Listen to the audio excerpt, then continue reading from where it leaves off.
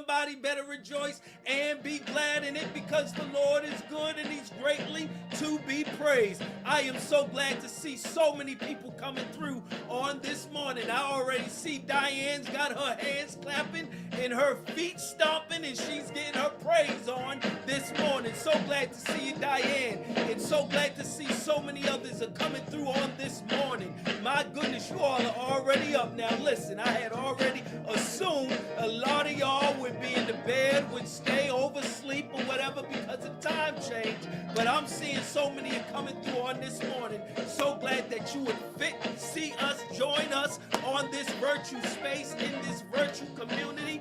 We're so glad to have you today, as we see Ocean Damage is coming through saying good morning. Come on, somebody. He is shouting us out, and we are just giving love, showing love right back to you. Sister Trish is in our virtual space on this morning. So glad to see you, my sister, praying God's best for you. Susan has come on through now. If Susan's up, then I know a lot more folks need to get on up. So good to see you as she is shouting us out, saying good morning to myself and the Pastor Tamika. Pastor Lawrence is in our virtual space. So glad to see you, my auntie in love. Come on, somebody. Let's show some love to Pastor Lawrence. And Lisa Richardson, all the way from Philadelphia, is in our virtual space. We're so glad to have you. And Barbara Richardson Jones, sister of Lisa. Come on, y'all. Let's show some love to one another. So if y'all haven't done so already, put in the chat, show some love, like or reply to others. Let them know that you've been praying for them, that you're thinking about them, that you're encouraging them. Maybe the Lord has put something on your heart to say to somebody within the chat. Then go ahead, do so. This is a community where we can encourage one another, strengthen one another in the most holy faith. It ain't just a monologue. I am the face of this. However, all of us are in this community together, and you may feel led to pray for somebody or encourage somebody or say, hey, let's get together, let's fellowship, let us come together even off the grid during the week. Then come on, y'all, do so. I am here just to be able, a platform to be able to get the word out, for us to be exposed to different voices, to different ways of thinking theologically, to be rooted within our culture and know how God can use us and how God can encourage us to be able to be life changers all around the world. That's what this platform is for, so that this can go all around the world. Do you know that folks in Nigeria are listening and watching? Folks in Jamaica, folks in Canada, folks all around the world, the Philippines and all. I have never seen folks in these places, but they're coming on in, and you can encourage them. Maybe what you could put in the chat, good to see you from Nigeria. You may not see them respond. However, they're watching, they're seeing. Come on, we've got to think bigger. This is a global ministry, internationally becoming known to so many various people. And so we're here to bring God to where they are. And my goodness, because of your financial help, because of your prayers, because of your coming on and liking and tagging and sharing and getting the word out, you may not know who we're touching, who we are reaching. Somebody may be on the verge of suicide or giving up or throwing up their hands, but this broadcast can reach them wherever they are as they're scrolling and as they're, social media just looking for something. You never know how God could bring this to them. And so we're so encouraged that you are here on today live. But for all of those that are watching during the week, or you've gone to your Sunday morning service or your church service and you just need that pick me up or something and get you through, then we're so glad that you're tuning in on today. Now today, or should I say yesterday, was a monumentous occasion. Not only was it the homegoing celebration of a renowned, profound civil rights, social activist leader in the form of Jesse Lewis Jackson, and we thank God for his life. What a powerful, powerful service. If you missed it, listen, y'all can go back and see. This is the blessing of social media. You can go back and watch it. I encourage you today to watch it. 5 hours of a service on Friday, and then a couple of hours on yesterday. And my goodness, the Lord was speaking, having me to think of our ancestors and the struggle that they went through and God took them through, how God used them to get us to a point in place where we are today, to be able to live a life of now, as what you saw on the title, it's a baton being passed.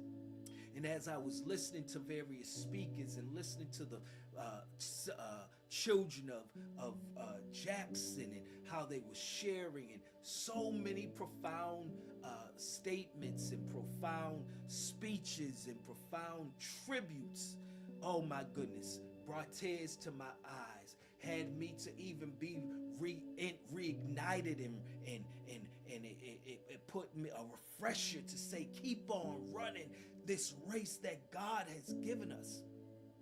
And many of them have won, has been racing, and as we've heard from Jonathan Jackson, the son of Jesse Jackson, where he said a baton has been passed. He heard it's being said, run, Jesse, run. But then from heaven he heard, rise, Jesse, rise. And as I was hearing that, it impacted me so that it reminded me of a powerful message that I've heard. And we're going to get into that in a little bit. But even the profoundness of yesterday was on March 7th, over 60 some odd years ago. March 7th, 1965 to be exact. About 600 people gathered in Selma and began marching east on Highway 80 in Alabama. This protest went according to plan for the first 6 blocks until the marchers reached the Edmund Pettus Bridge. And there they encountered a wall of state troopers and deputized white men waiting for them on the other side. We know of great leaders like that of John Lewis was a part of this, of the Student Nonviolent Coordinating Committee, which is known as SNCC. They was dedicated to ending segregation and to registering black voters through nonviolent practices. So they saw what was going on. And during this time, even Jesse Jackson was in his 20s, was a young man and being impacted. It was social upheaval going on within the South and within the United States. But because folks was daring to say no more to segregation and no more to living as second-class citizens, but being who God had called them to be. And as they marched over this bridge, the law that gave people the ability to do what they did, laws could be enacted, but it doesn't mean that it's just. Laws can be created, but it doesn't mean that it's right if it's not for everybody. And so these troopers fired tear gas while mounting troopers charged the crowd on horseback. And it became known as Bloody Sunday, for lives were lost. However, at such a most tragic event that was televised on March 21st, the Reverend Dr. Martin Luther King Jr. began leading a peaceful march from Selma to Montgomery with over 3,000. Listen, y'all, don't take a whole lot. But what it takes is a commitment. What it takes is a sacrifice. What it takes is being willing to say no more. And more joined on that march, and they continued. And they arrived in Montgomery on March 24th, while with nearly 25,000 supporters. This thing caused the president of that time, President Lyndon Johnson, to start and created the Voting Rights Bill to Congress in 1965, which banned literacy tests and discriminative practices that was going on to keep African Americans from having the ability, the right to vote. Thank God for leaders like Jesse Jackson, John Lewis, Reverend Dr. Martin Luther King, and even so many women. And as we celebrate Women's Month this month, as we're going to talk about that going into next Sunday, there were so many women who, although they weren't put in the forefront, but it's because of them that even caused women like that of Mahalia Jackson, who had to remind the Reverend Dr. Martin Luther King about the dream. He had given what he had wrote, but it didn't connect. And she was there and she encouraged him, Martin, tell him about the dream. Tell him about the dream, Martin. And many of us know the soundbite of I Have a Dream. All because women who sometimes were untold stories, unheard of, weren't put in the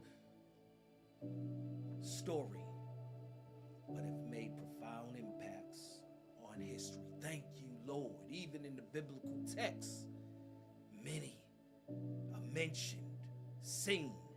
Do you know it was women who told of the resurrection of our Lord? Don't get it twisted. We're going to talk more about that. But today we want to acknowledge those who lost their lives and those who continue to fight, who continue to run, who continue to do what they needed to do to get us to where we are today. And we thank God for using them.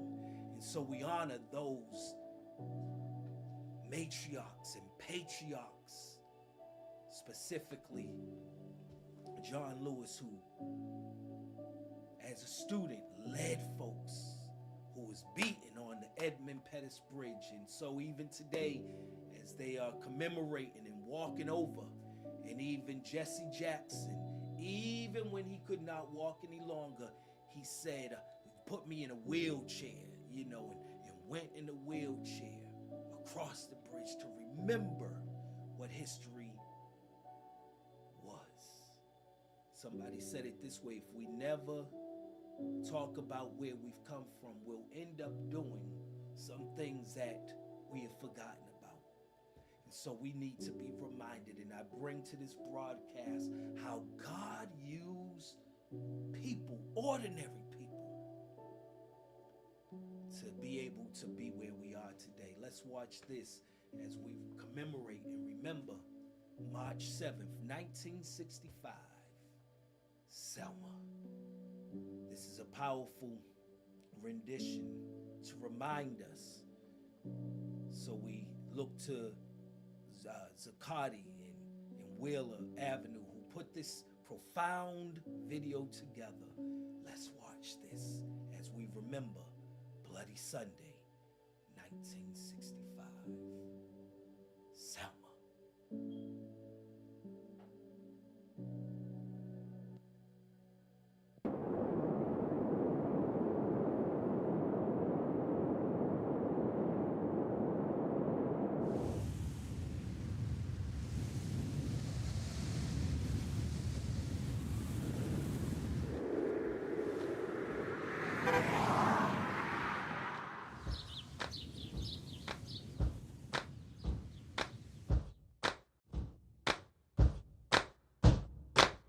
There is an arc, a moral compass, charting freedom's wax and wane.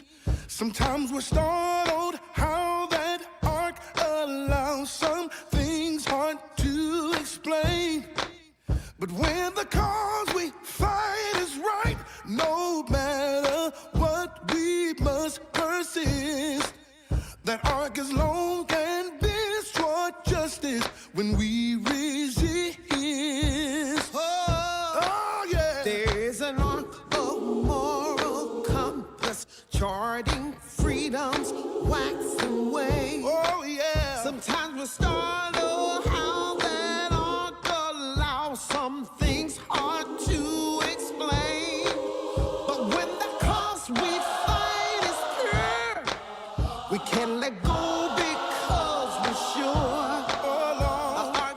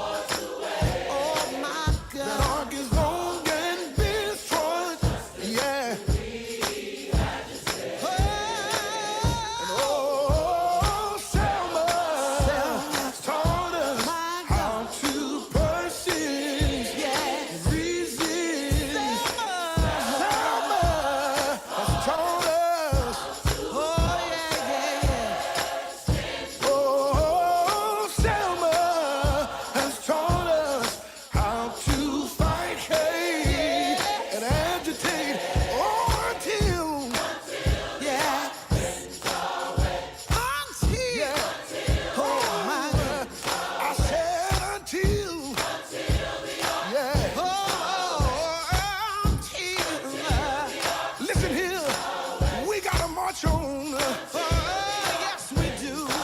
And we gotta fight and pray. Oh, we gotta hold on.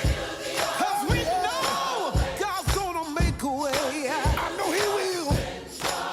We are soldiers. Oh, yes, we are in the army of Christ. Oh, we're gonna fight on, y'all. Hey, we're gonna do it until we die. Yes, we will. Oh, Just like Selma. Yeah. oh my God. And so let's continue to fight the good fight of faith. It's just like that old John Snick will continue to champion the cause of justice. Let's continue to remember those who sacrificed and gave their lives so that we can vote. Let it not be that as the Voting Rights Act is being threatened, there's so many of the things that were put in place for us to be able to do what we was called Oh, to Selma has taught us Justices and how to freedoms that we have today. persist, Let it not be resist, that and we don't do our Selma part has to taught continue us to how champion to the cause protest justice, and endure. liberty, and the things that belong to Selma us. has taught So us we also how acknowledge, to fight where hate John Lewis' and birthday is agitate February 21st. until We acknowledge the art bends his life, our way. his legacy, Just like and all that he gave Selma. because of him and so many others whose lives were lost on that day and who were beaten, my goodness, who sacrificed. And so because of what John Lewis stated and did, and as he was being beaten on that bridge, didn't think he was going to make it, but he made it, while some didn't, but he made it, which then caused the Reverend Dr. Martin Luther King and so many others to rally around, that it went from 60 people to over thousands to bring forth change in our nation. And so let me encourage you, as I viewed the funeral and the homegoing service and heard so many of the speeches and tributes, it reminded me that regardless of what's going on, with God, we gonna make it. So come on and let's thank the Lord for wherever you are, wherever you've come from, and wherever you're gonna go. With God on our side, we gonna make it. Let's go. We're going to make it.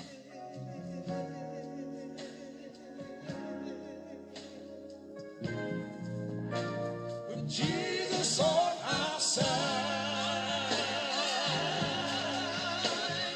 things will work out right.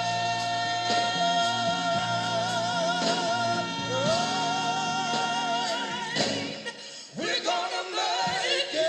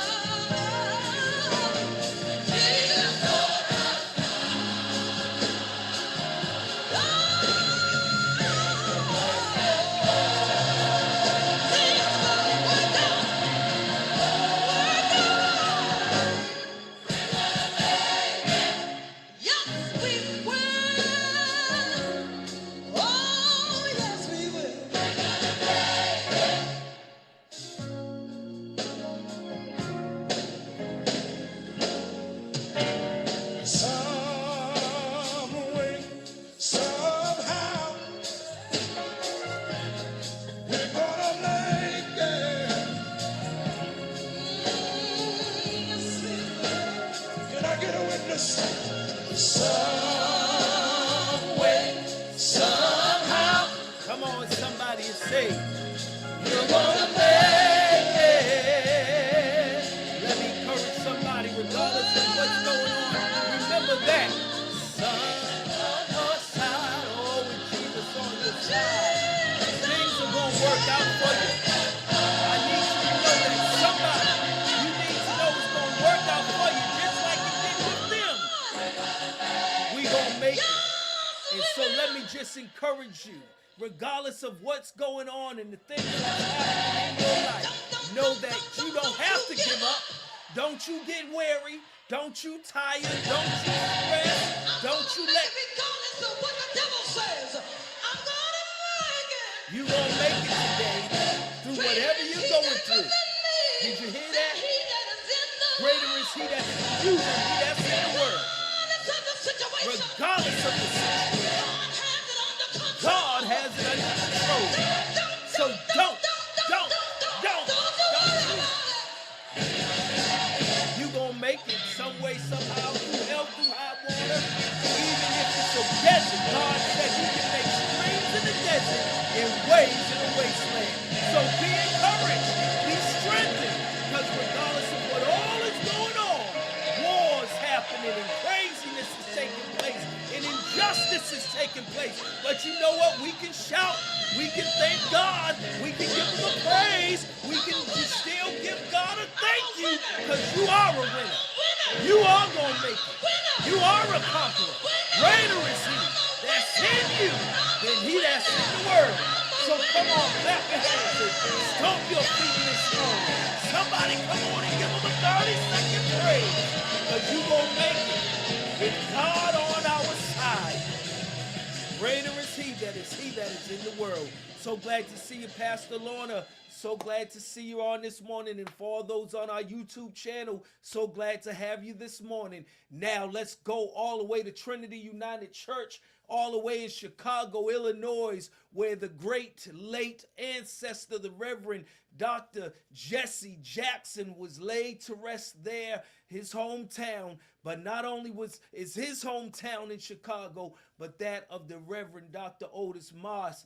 And as you all know, he comes in every Sunday and enlightens us with what's going on within our world, within our nation, and how we should have a biblical understanding, a theological understanding of what's going on in our geopolitical world. So let's hear from Reverend Dr. Otis Moss. Oh, it's getting ready to get a little tight. It's getting ready to get some truth being revealed.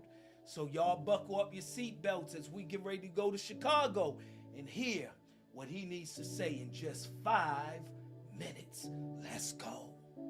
Rich men start wars.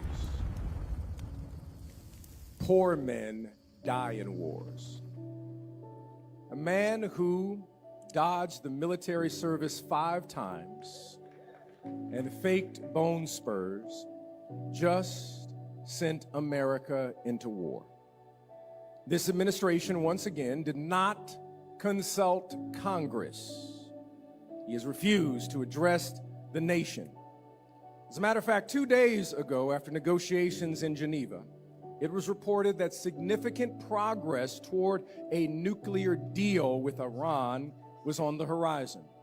I might add that President Obama already had one, but this president tore it up. Our country is now at war. Let us be clear.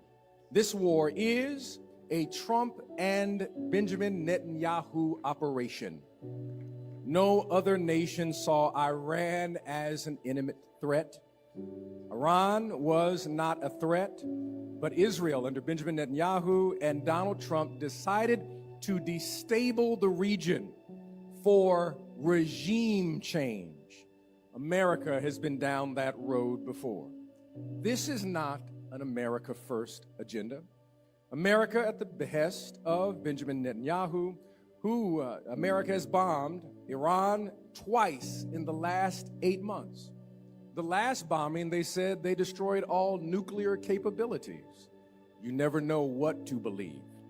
America has bombed and destabilized Venezuela for oil, bombed Nigeria for oil, and this agenda is about oil.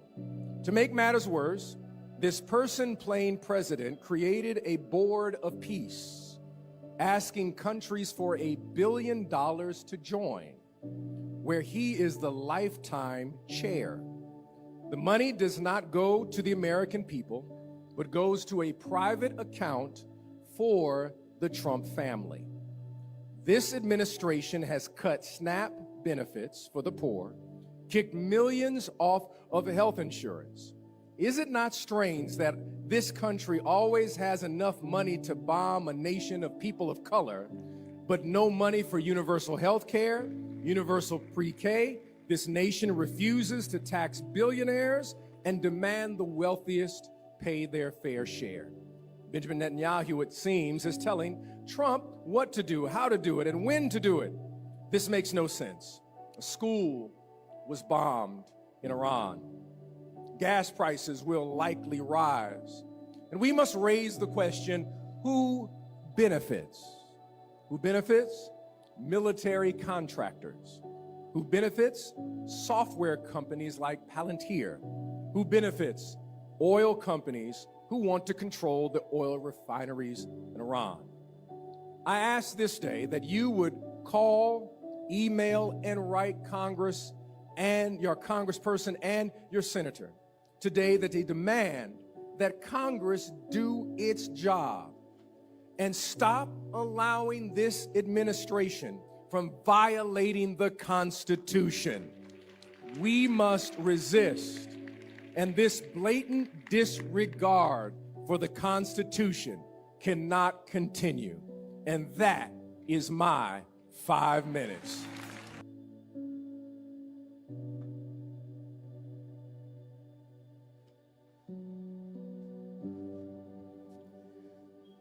Thank you, Reverend Dr. Otis Moss, to remind us what we can do in such a time as this.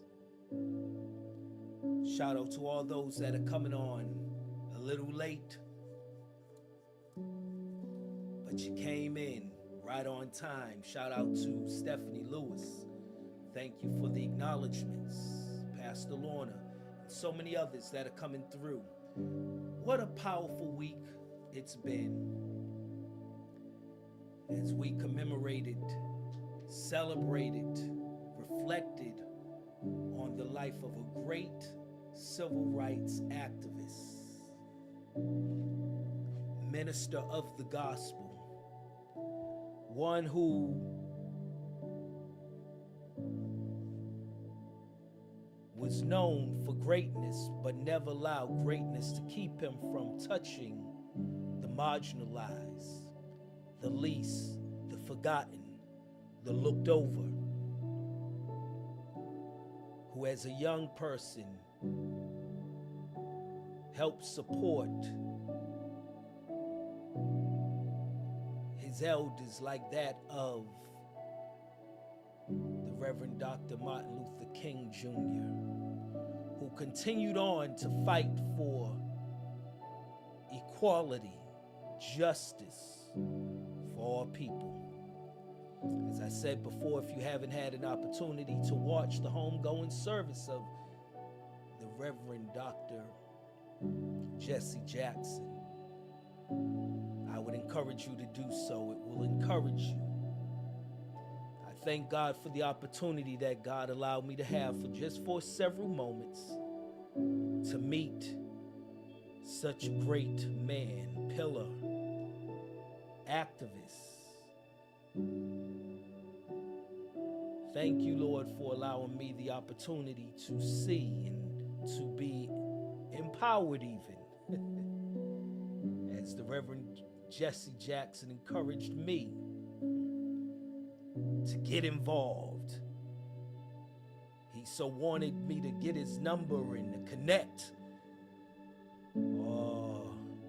But we will continue to run the race.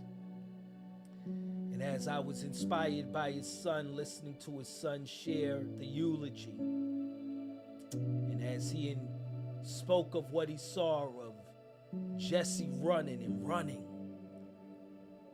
but then as he looked to heaven, and he said he heard from heaven where it became Rise, Jesse, Rise. And as we know, with our tradition, when the question was asked, do we die? Is that it?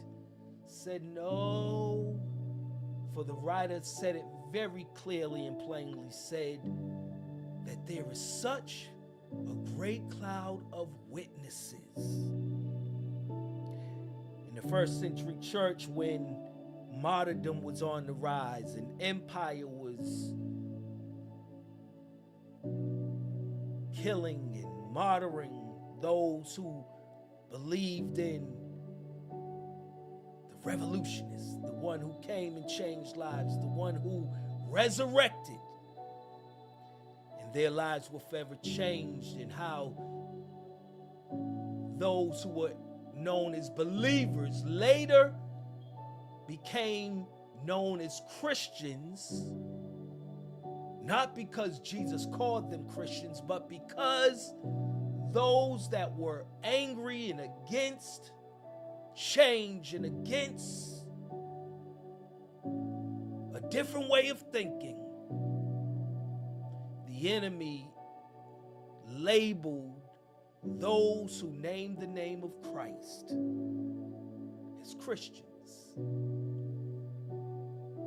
The first term that we hear Christians was at Antioch, where there was change happening and it was creating ruckus and a stir.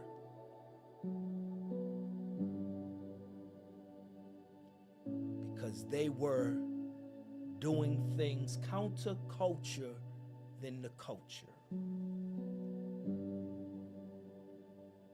And so when discouragement set in and where persecution came, the writer had to remind those who were living a life of transformation, of change, doing things differently than what was the norm. Some was getting discouraged, and the writer said, do not swerve, do not go back.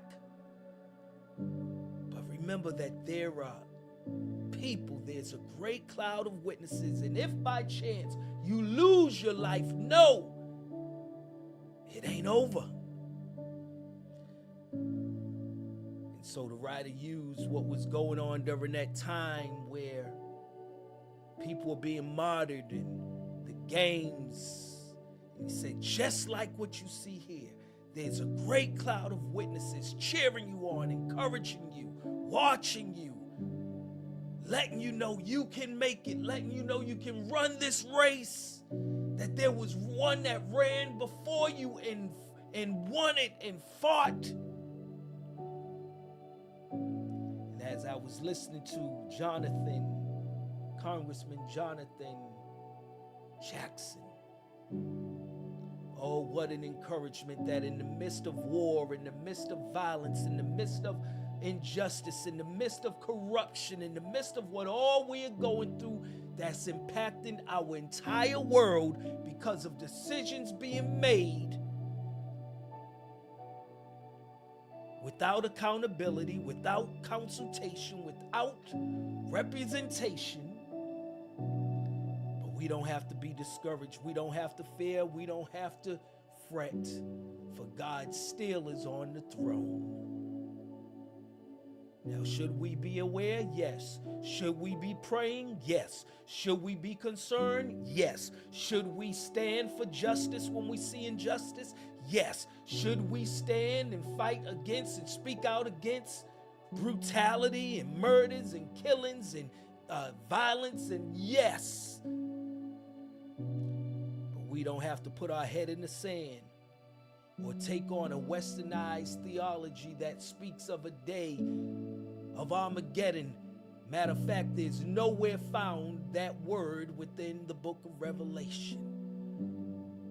Don't let it be that superiority and supremacy try to rule and we just say, oh, well, this is how it's supposed to be. This is how. Absolutely not.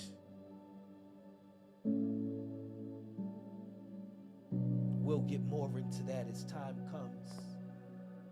But let me encourage you. And as I was hearing this young man speak, it reminded me of a message that I've heard years ago, and I had to bring it back. A great, profound theologian, minister, who was scrutinized for words that he spoke, truth that he spoke. And because of the scrutiny that he got, I knew that it had to be truth, what he was speaking. Because people come at you when truth is being told and they don't want to hear it. They don't like it.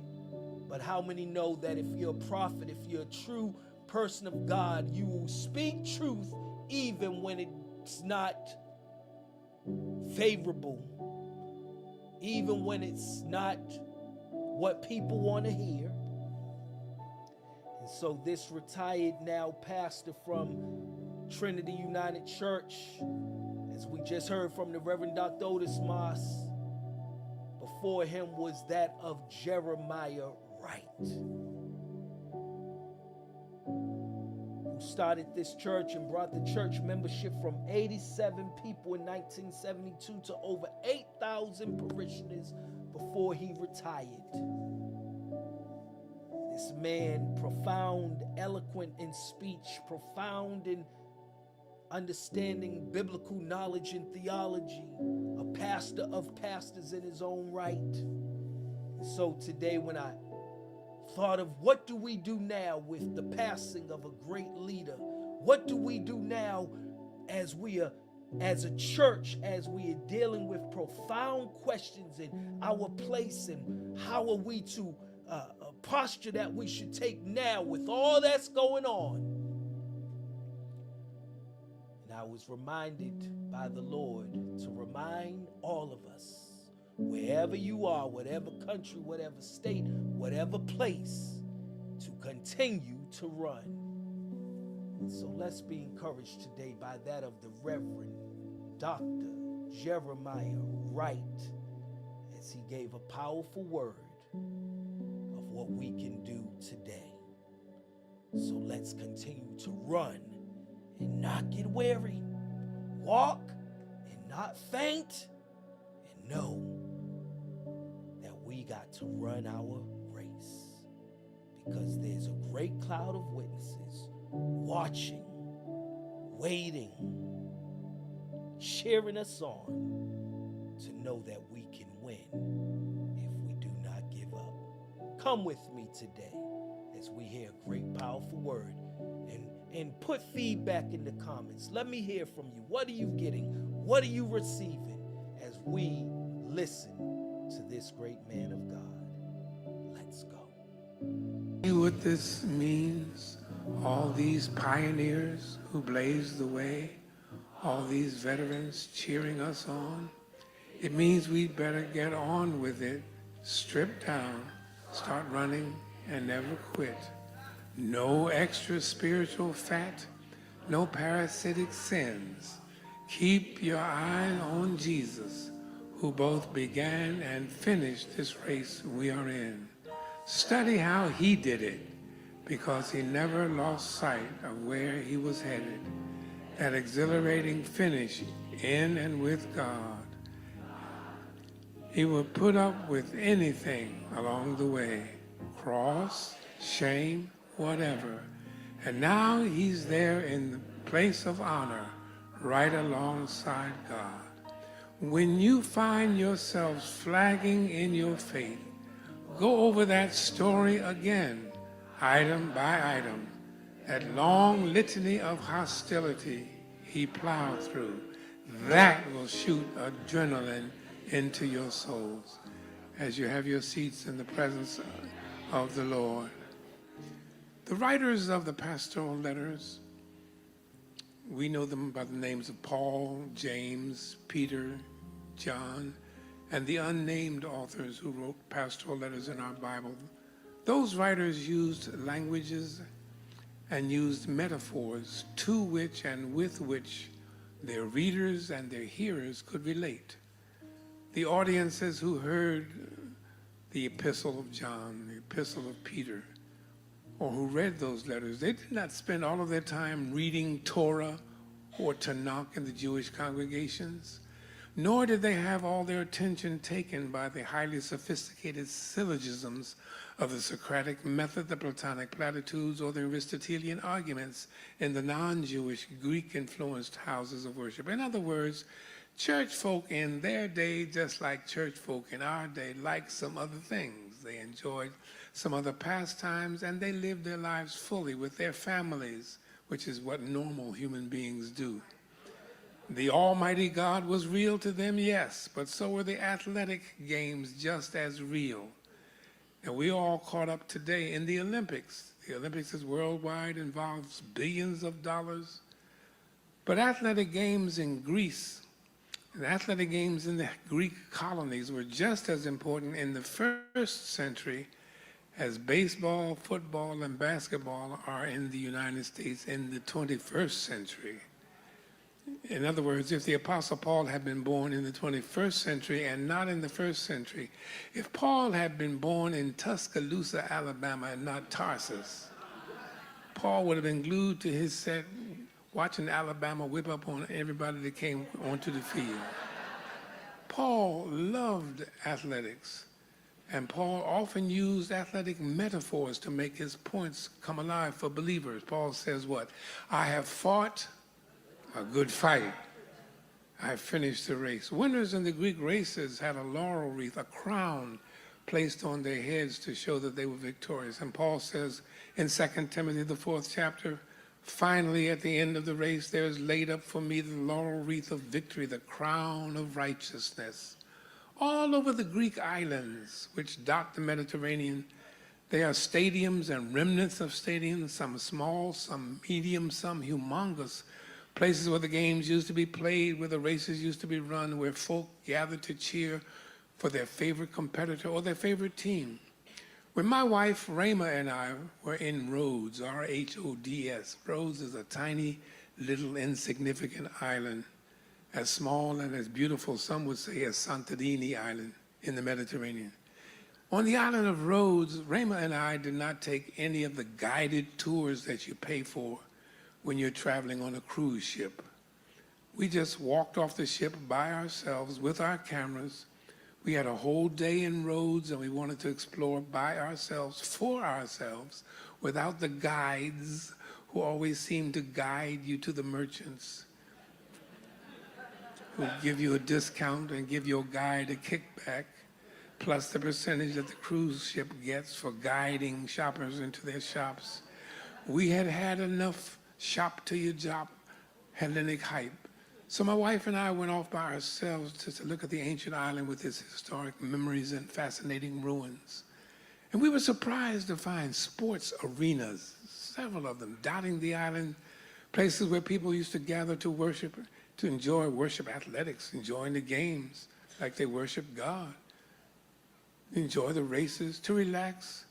The readers and the hearers of the pastoral letters are circulated through those same islands, Crete, Patmos, Alexandria.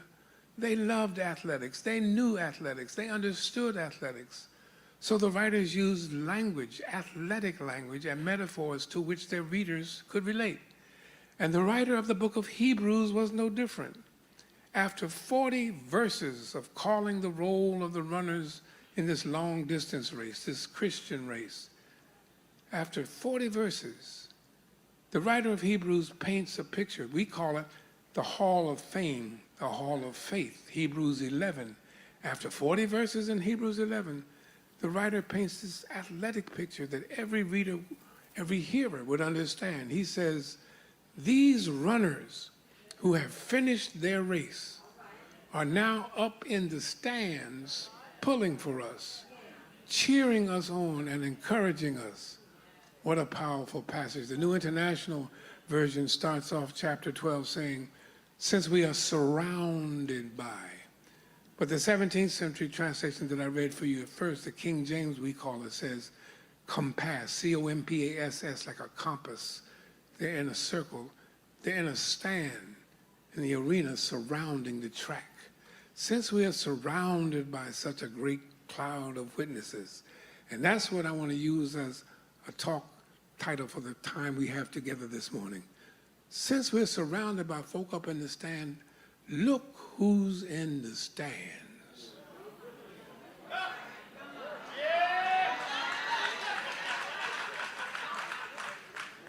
Peterson calls them pioneers who blazed the way. Look who's in the stands. Peterson says they are veterans who are cheering us on. The Greek says that they are witnesses, and witnesses means that you see something. In the stands, there are folk who can see us. In the stands are pioneers of the faith who are watching us. In other words, we're not alone. Those who ran this race before us are watching us. In the tradition out of which I come, the African roots of our tradition teach that there are 3 generations present with us right now in this sanctuary.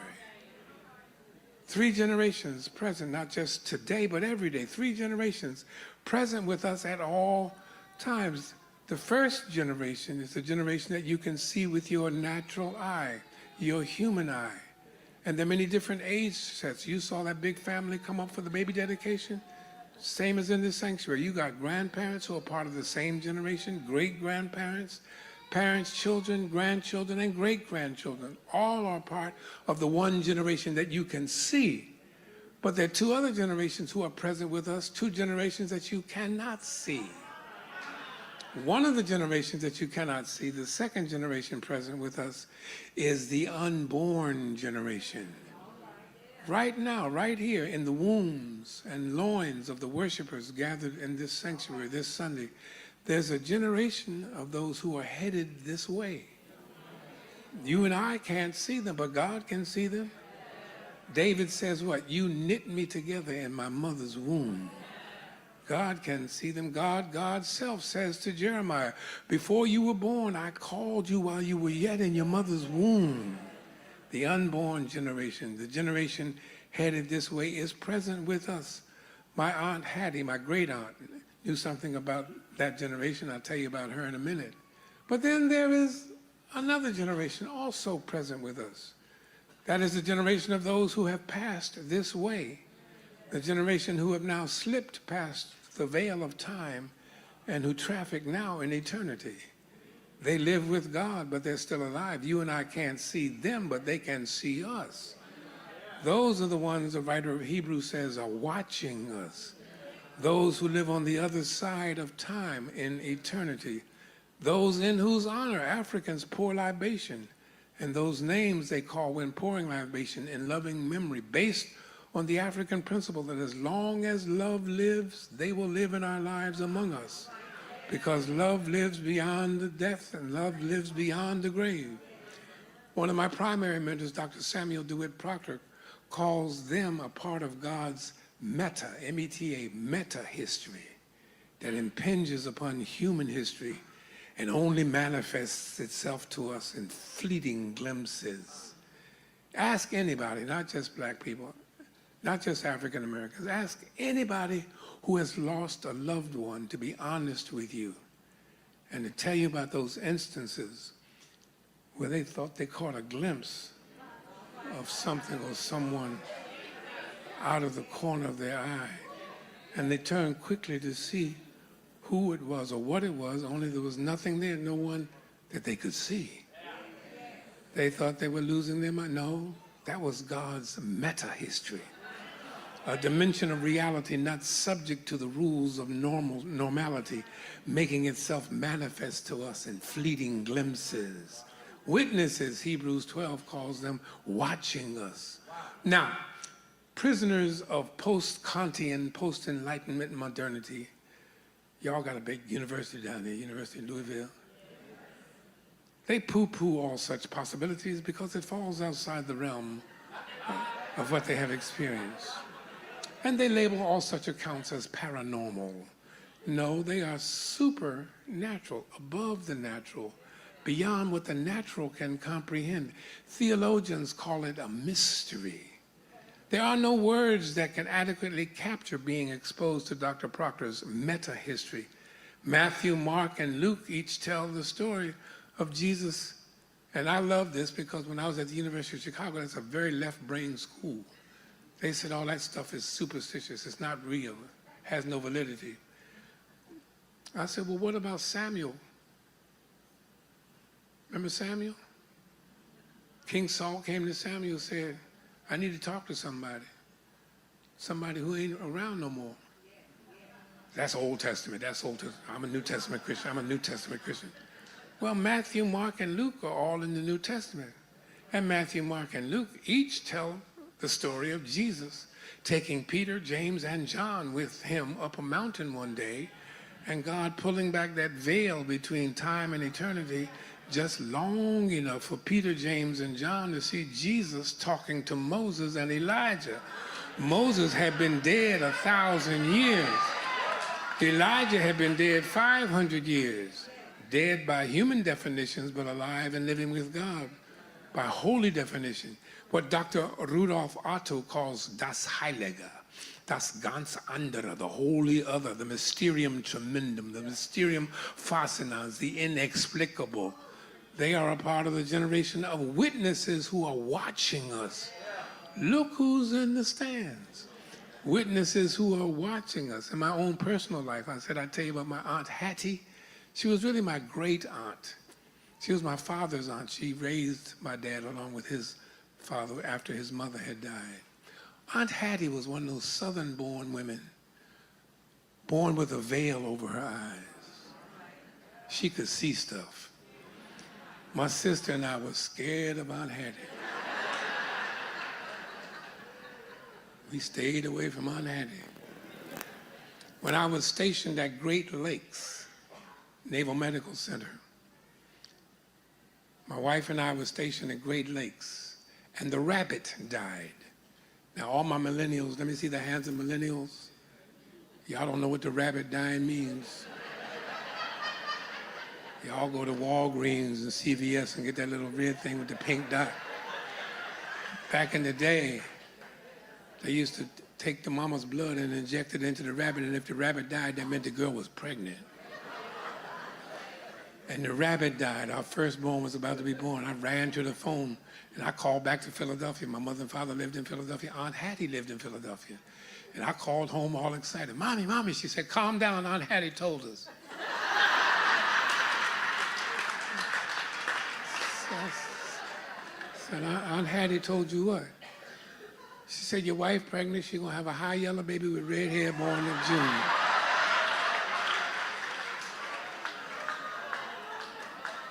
Our oldest daughter, Janet, was born June 23rd. High yellow with red hair. Scared of Aunt Hattie. 16 months later, when Janet was 16 months old, my wife was pregnant again.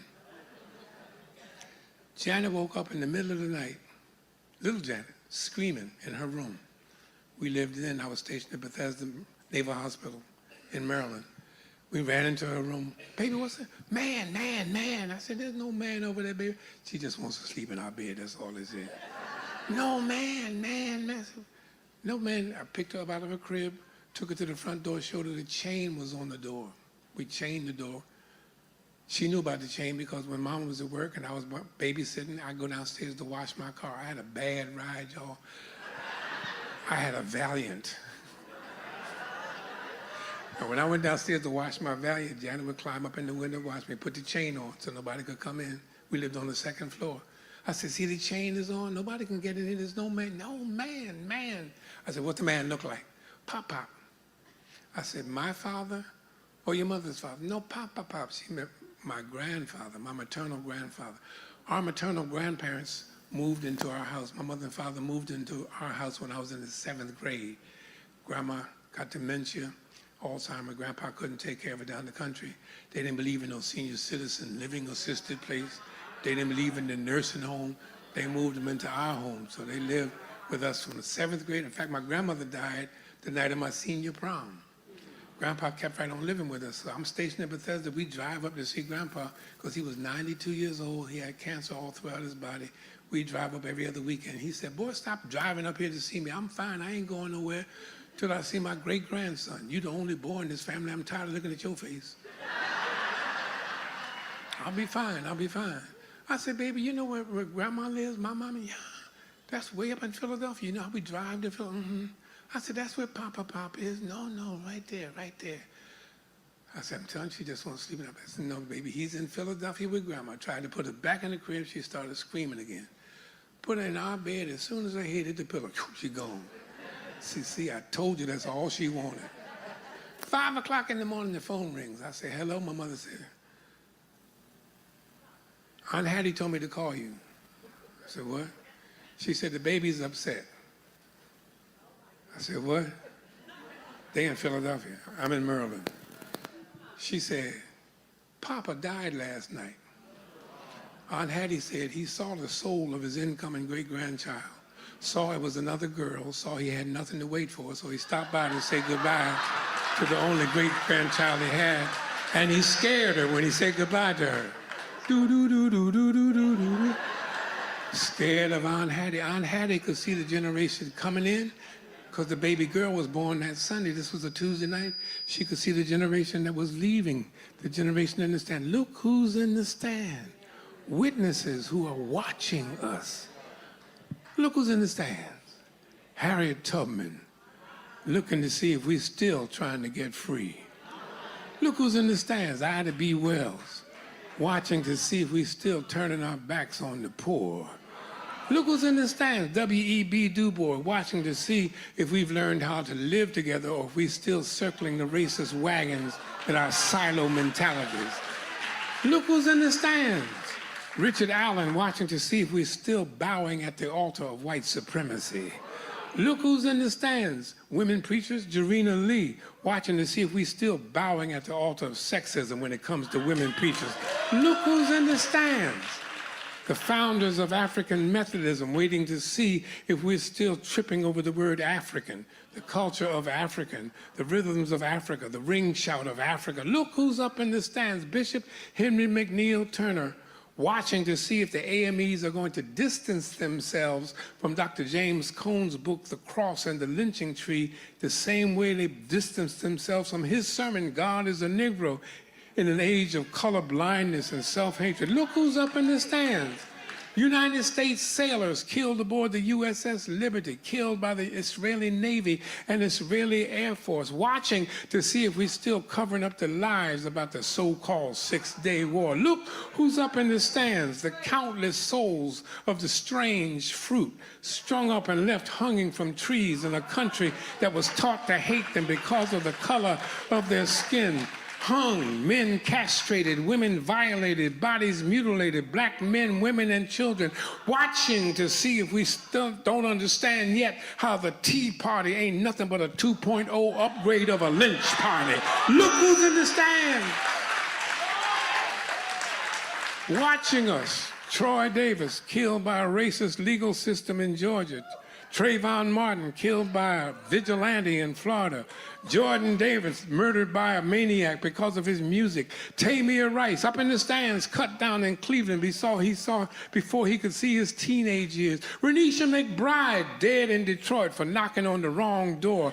Look who's in the stands. Oscar Grant, killed in cold blood on the platform of a rapid transit station in Oakland. Michael Brown, left rotting in the streets of Ferguson, Missouri for 4 hours because the prosecutor orchestrated a verdict next to no indictment. Look who's in the stands.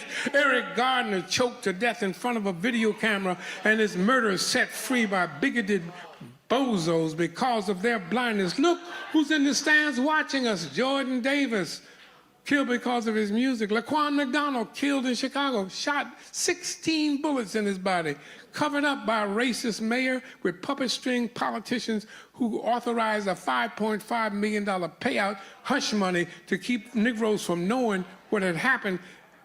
And us got bamboozled by Barack to vote for a racist Zionist who don't like black folk, poor folk, or Palestinians. Look who's up in the stands.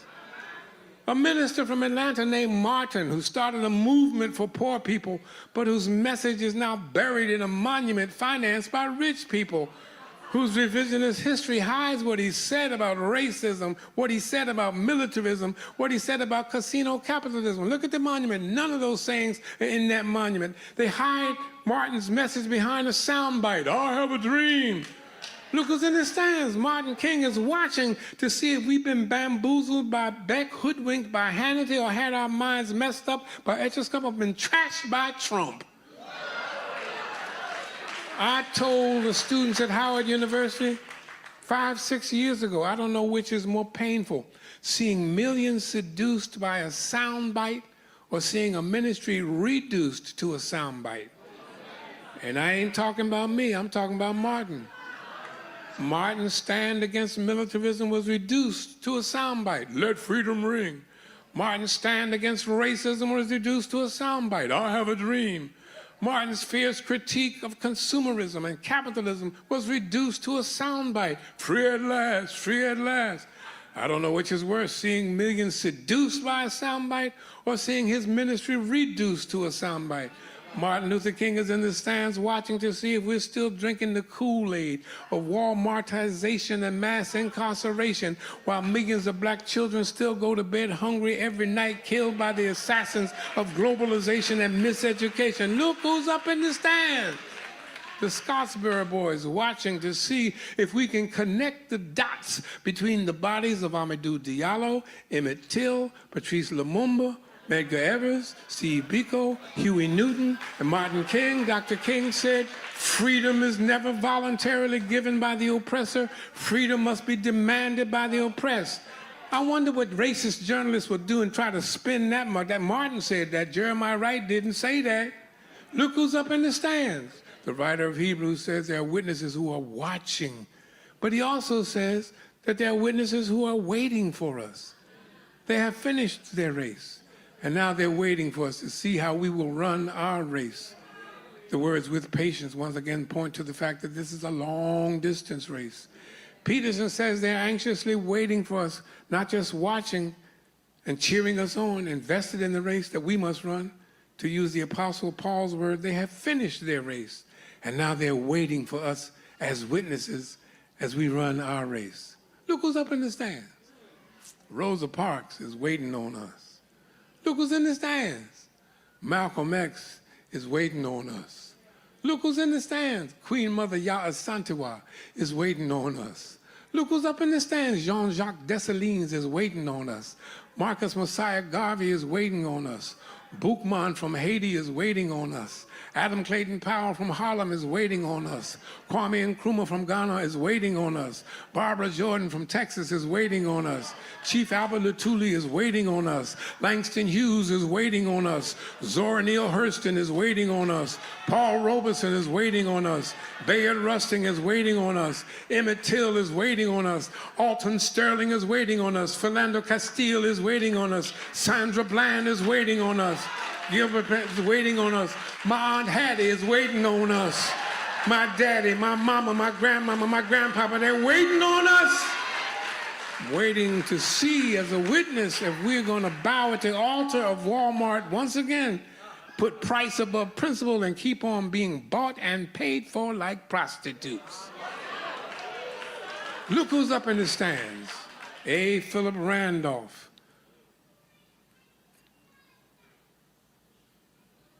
The garbage men in Memphis, wearing signs, I am a man. The writer of Hebrews says, look who's in the stands. There are witnesses who are watching, say watching. And there are witnesses who are waiting, say waiting. But this writer of Hebrews says one more thing. He says, in case you get tired, in case you get weary, in case you get frustrated, in case you get down, look again up in those stands, because there's also not just somebody watching, somebody waiting, but there's a winner up in the stand.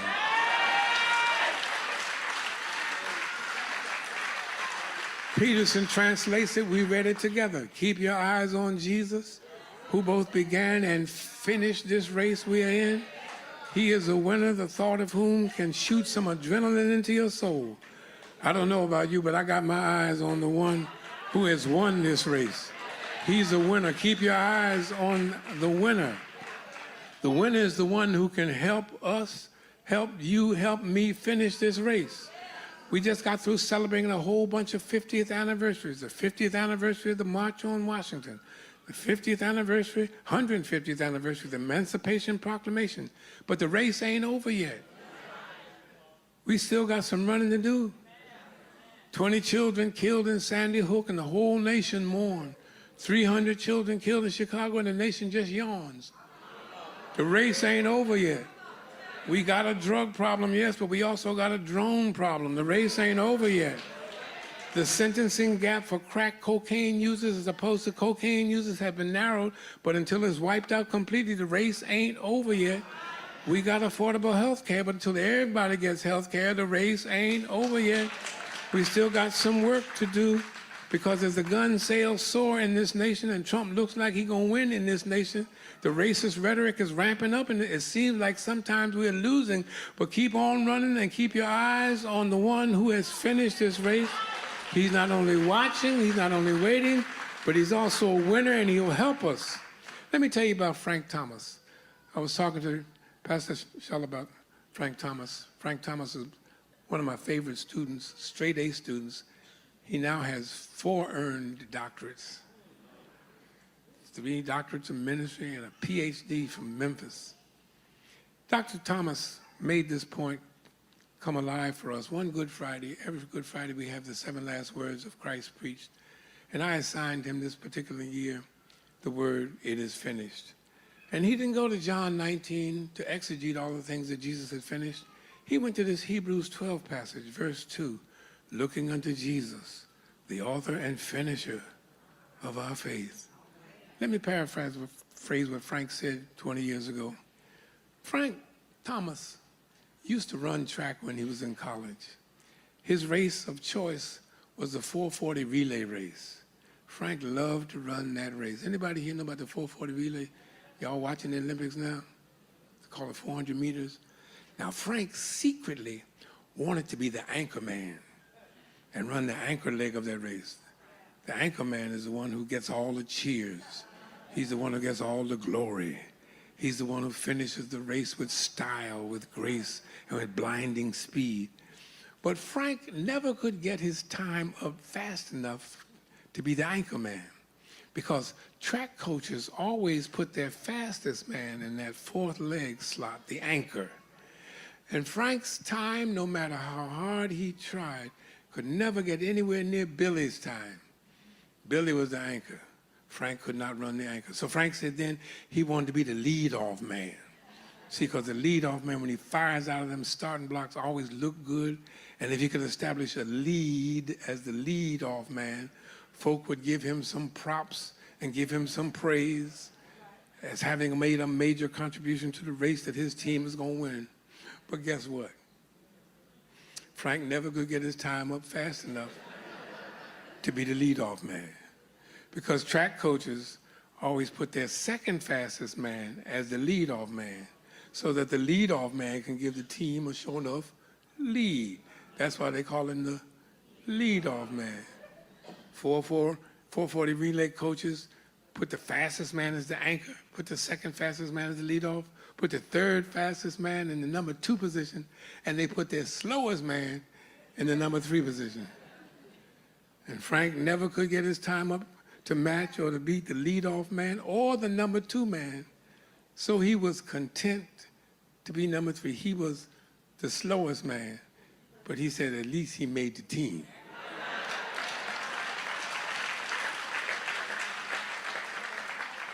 He said he just had to learn how to run with patience and hold his position, hold on to a lead if his teammates had given him a lead.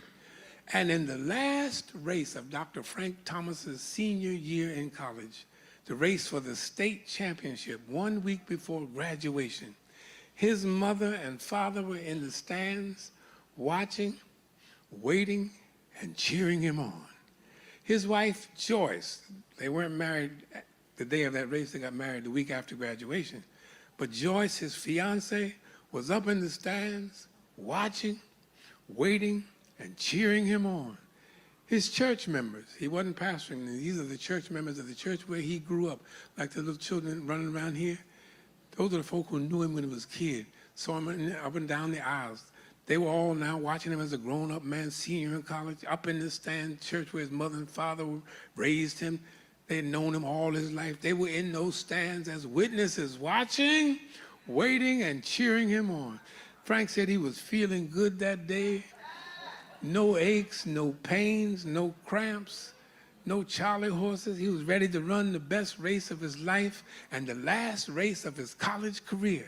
Now, there were several other schools in the race, but only one school that was any real competition. Bam! The leadoff man took off. Tommy got them a lead. I mean, the lead was 10 to 12 yards at least to the closest competitor. The handoff between Tommy and Johnny was smooth and flawless. Johnny opened the lead up to 18 to 20 yards. This thing was in the bag, y'all. I don't know if you watched or you know anything about it, but in a relay race, you start running as your partner enters the zone so that you can be almost at full speed when he slaps that baton into your hand. Frank said that handoff was so sweet, it was like they were one flesh. And he was off in the wind. Breathing was just right. Stride was perfect. This probably will be his best time, he thought as he rounded that second curve. He could hear his members cheering him on. He thought he could hear his mama's voice as he hit that third turn. You know, you can always tell mama's voice.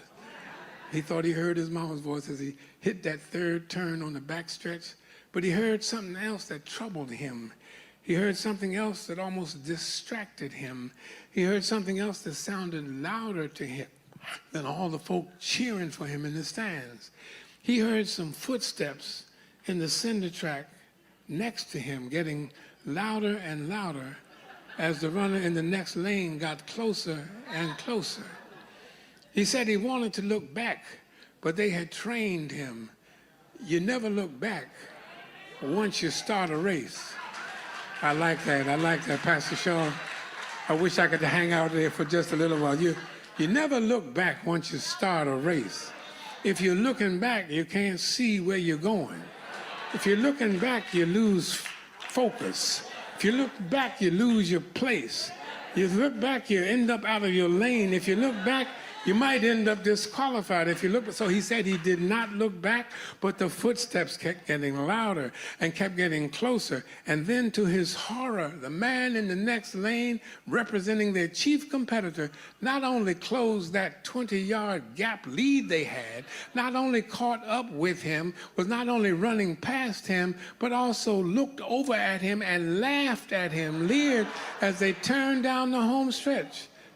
Frank got at least 10 yards in front of him, and Frank heard the cheers in the stands turn to laughter in the stands. He said he was humiliated. He was beyond humbled. He was devastated. He was embarrassed. Frank said he just wanted to cut across the grass, go to his locker room, get his keys, and just drive off to God knows where so he would not have to see all those people he had let down, people who saw him humiliated by a runner who seemed twice as fast as he.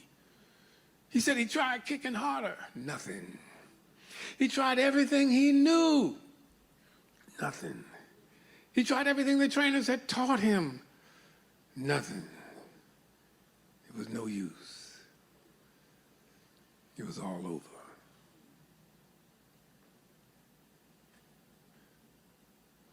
When he looked up ahead, only this time not looking at his competitor who was leaving him in the dust, he looked in his lane, and Billy, the anchor man, was smiling at him, hand in the outstretched position, nodding at him, ready to start his run.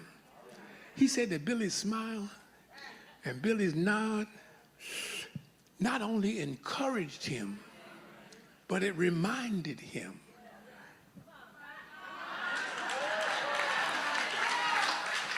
that this race did not depend on him.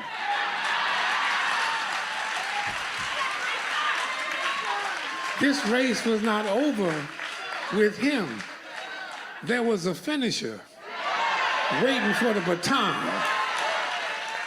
A finisher waiting for him to put that baton in his hand. And he said to himself, if I can just get this baton to Billy, if I can just put it in his hand, he can and he will finish this race. Billy not only took the baton, Billy the anchor man, Billy the fastest man, Billy the finisher of the race, Billy caught the opposition. Billy passed the opposition. Billy shut the opposition down. Billy won the race, a winner, and set a new statewide record that day. He snatched a sweet victory from the ugly and certain jaws of the defeat that day. Turn to your neighbor and say, "You are missing this." Let me remind you of another winner. Let me remind you of our winner, a winner who finished the race. In fact, he's called the finisher of the race. He set an unbreakable record one day. It was a Friday to Sunday race. In fact, it was a 33-year long-distance race, all the way from Galilee through Golgotha to glory. He's the winner. He snatched a sweet victory from the ugly jaws of certain jaws of death that day. Look who's in the stands watching and waiting. Look unto Jesus, the author and finisher of our faith. Jesus is in the stands sitting at the right hand of God. Look who's in the stands as we run our race. Tell your neighbor you're still missing it. Turn on the other side and say, "You are still missing this." The first leg of our race was run by Abraham, the father of the faith. Abraham was a good lead-off man. By faith, he started off not knowing where he was heading. He lied about his wife, but God's grace gave him a lead for the household of faith, his team. Abraham established a lead that was untouchable and incredible up on a mountain with his son on the altar, a knife in his hand, tears in his eyes. He found out how the Lord will provide. Abraham, the lead man, passed the baton of faith on to the prophets. And the prophets, whose allegiance was to God and not to government, the prophets ran a good race. The prophets opened up the race, gave God's gang a gap that seemed unconquerable. The race moved and the lead moved from incredible to unconquerable. But then the prophets handed the baton off to the church.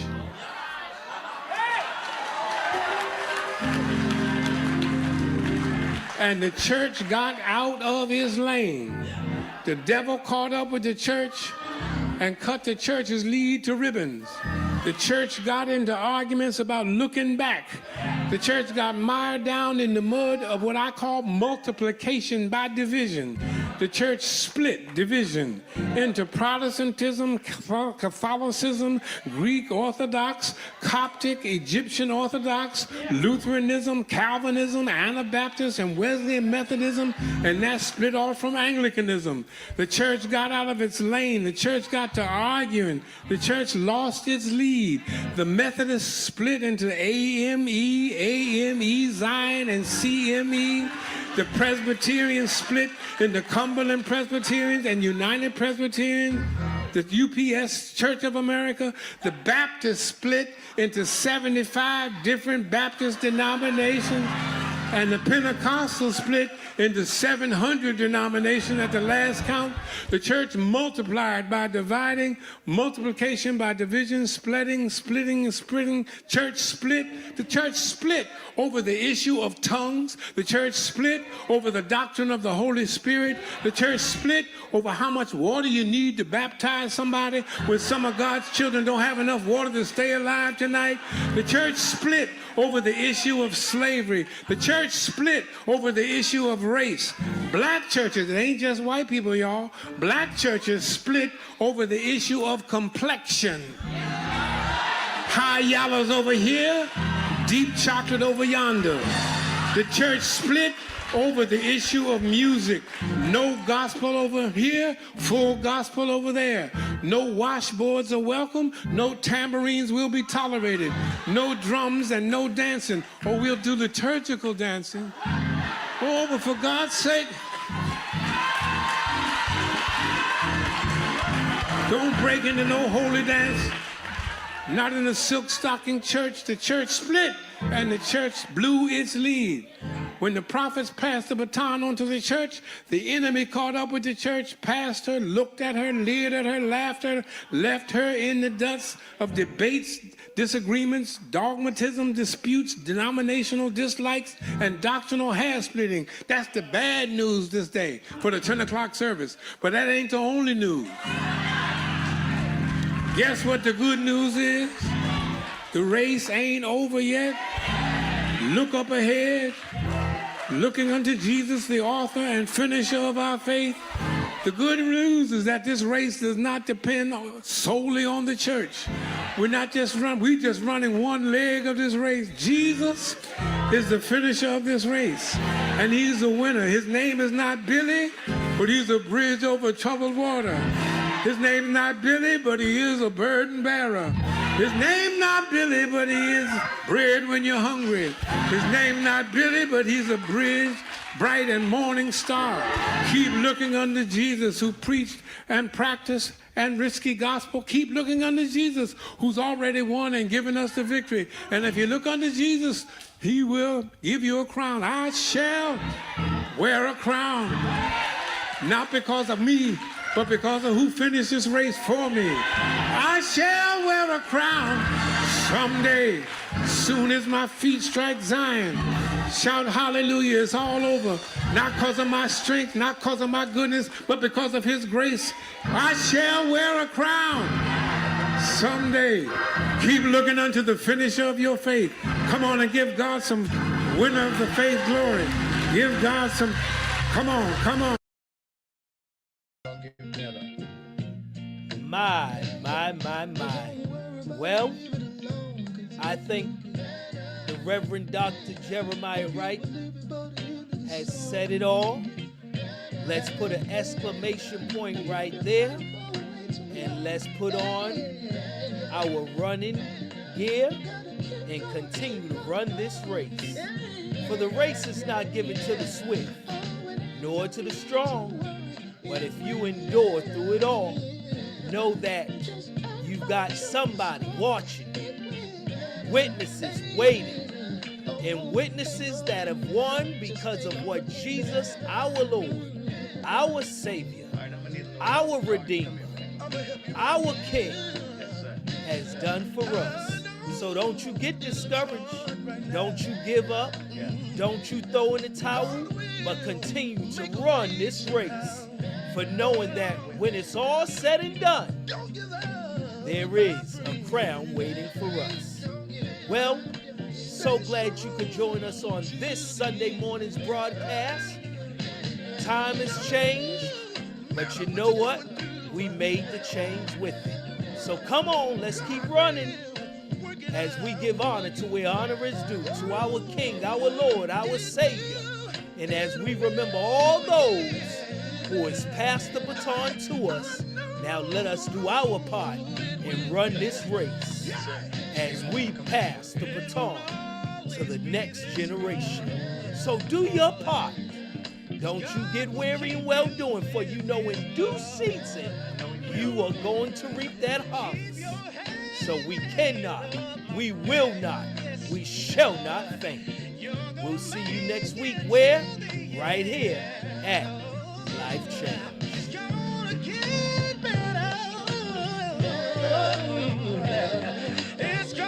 get better, yeah.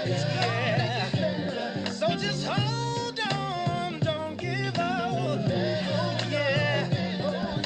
I know it will get better.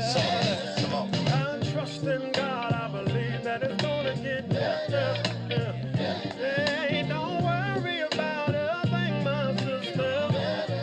Hey, it's all in God's plan for you to get. Hey, just stand in love and everything gonna be better. Hey, better, better, better, better.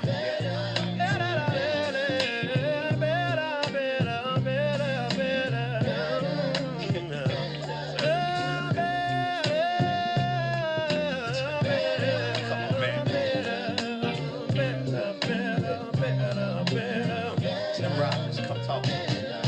You're not alone, you just gotta be strong and in the hang on, and it won't be long. It's gonna get hey girl, mama, don't you cry. It's gotta get better. It's gonna wipe your weeping eyes. It's gotta get oh, I'm so glad it don't last always. It's gonna get oh, you just wait and see. Oh,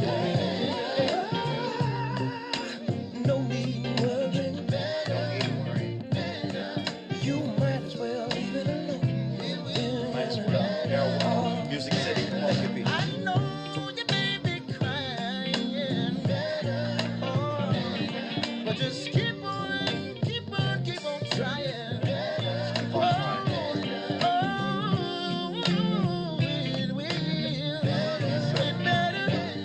Oh, it has to. Oh, it has to.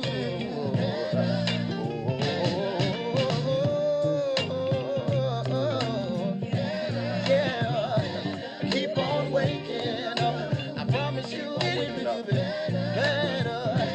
For God's promises are yes and amen. Yeah. And he is not a man that he should lie. Better. Thank you for joining us here at Life Change. Listen, if you have been blessed, inspired, transformed, motivated, encouraged, or maybe with tears in your eyes having to go to the throne of grace to ask for repentance, then that's what this is all about. I pray that this broadcast has blessed you. And if it has, then do me a favor. Like, share, comment, matter of fact, subscribe so that we could get the word out that Life Change is here to change lives. Until next week, have a blessed week, and we'll see you again right here at Life Change.